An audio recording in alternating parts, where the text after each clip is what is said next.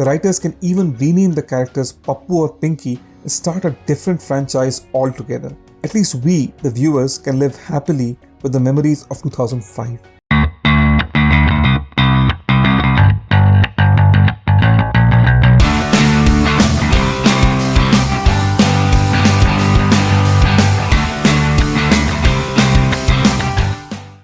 "16 years after the events of the first Bunty Aur Babli, the original characters have embraced domesticity in the small town of Fursatganj, but their name still lives on. There are a couple of replacements this time though. Jatayu Singh, played by Pankaj Tripathi, replaces Amitabh Bachchan's Dashrath Singh as the police inspector, and Saif Ali Khan replaces Abhishek Bachchan as Rakesh Trivedi. The story in the sequel revolves around a young couple who happen to be engineering graduates, Kunal Singh, played by Siddhant Chaturvedi, and Sonia Rawat, played by Sharvari, who disguise themselves as a new Bunty and Babli and start duping people. They use the name and signature of the original con artists, and this forces the original Bunty and Babli, Vimy and Rakesh, to return back to business. When the original con pair get to know about the newbies who are tarnishing their brand, they decide to help the police in catching them red-handed. And that's the basic plot of Bunty Aur Babli Part 2. The original film, which released in 2005, featured a lot of energy,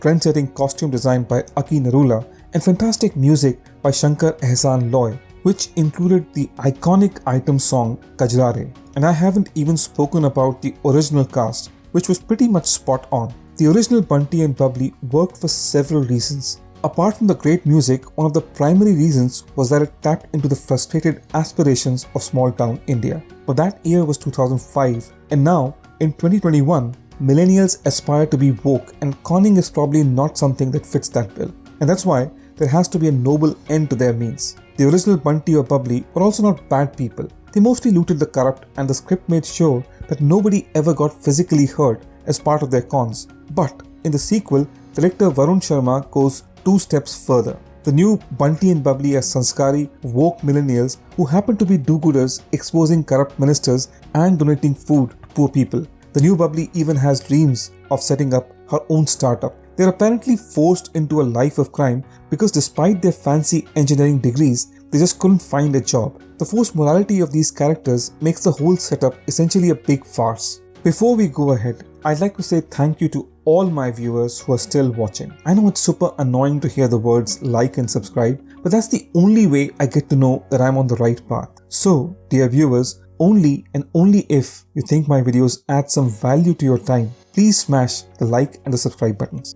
Moving on, the biggest problem with Bunty Aur Babli Part 2 is that it appears nothing more than an attempt to cash in on the popularity of the original. There is no appropriate social commentary, no authenticity in terms of characters compared to the original. Everything is half-baked and frivolous. Debutant director and screenplay writer Varun V. Sharma struggles to seamlessly extend the original film's plot. The film's narrative focuses way too hard on force-fitting the references from the original, which should have come organically. There are only a couple of innovative cons and novel disguises, but overall, the execution is far too juvenile to be taken seriously. The sequel is essentially bogged down by confusion about what Bunty and Babli Part 2 is all about. The desperate tapping into the verve of the 2005 film and lack of any substantial social commentary betrays the motive behind its making. But even if we leave aside the overall emptiness of the film's pace is also quite baffling. The film's first half is quite slow and takes forever to set the ball rolling. The second half fares even worse. Some of the scams that the young couple try to pull off come across as mind-numbingly stupid.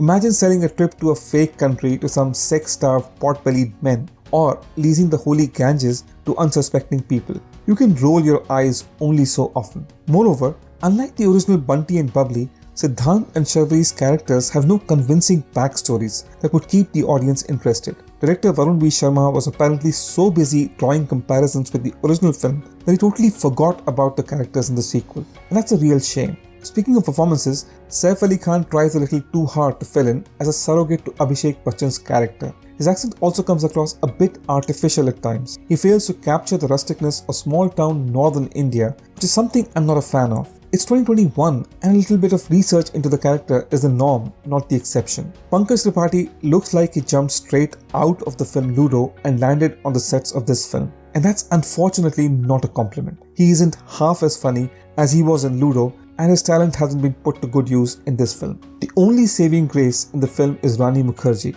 She is loud but also funny. It was wonderful to see her reprise her role as Vimy with such aplomb, bringing back a flood of memories. I'm glad Varun Sharma didn't try to change her character too much, and that's a small mercy. Siddhant Chaturvedi, after playing MC Sher in Gully Boy, had set the bar high in terms of expectations, and he's just about okay as Bunty. Sharvari has a good screen presence, but her performance isn't all that great either. Also, despite retaining Shankar Ehsan Loy, the original music directors of Bunty Aur Babli, the music of the film is definitely a letdown, and the background score is even louder than all the characters combined, which is no small feat. Truth be told, there is no point in comparing this album to the sublime Kajrare or even the melodious Dhadak Dhadak. It's only going to be an exercise in futility. Given the film's ending, it appears that Yash Raj Films are about to turn Bunty Aur Babli into a franchise. But if it's going to be such a disaster like this one, Bunty and Babli might be better off living in Fursatganj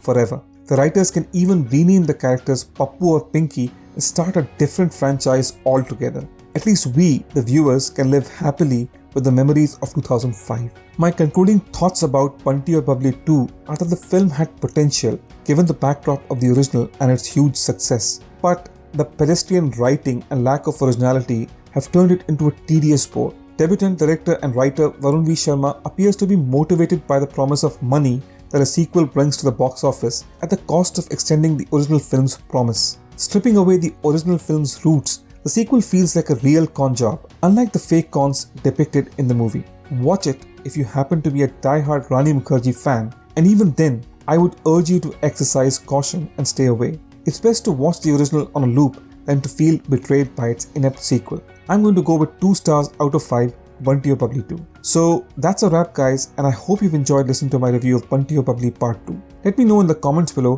what are your thoughts on the movie. If you think this review was helpful, please hit the subscribe button and hit the bell icon to get notified for future reviews. Finally, if you did like my video, please do smash that like button. See you guys in the next one.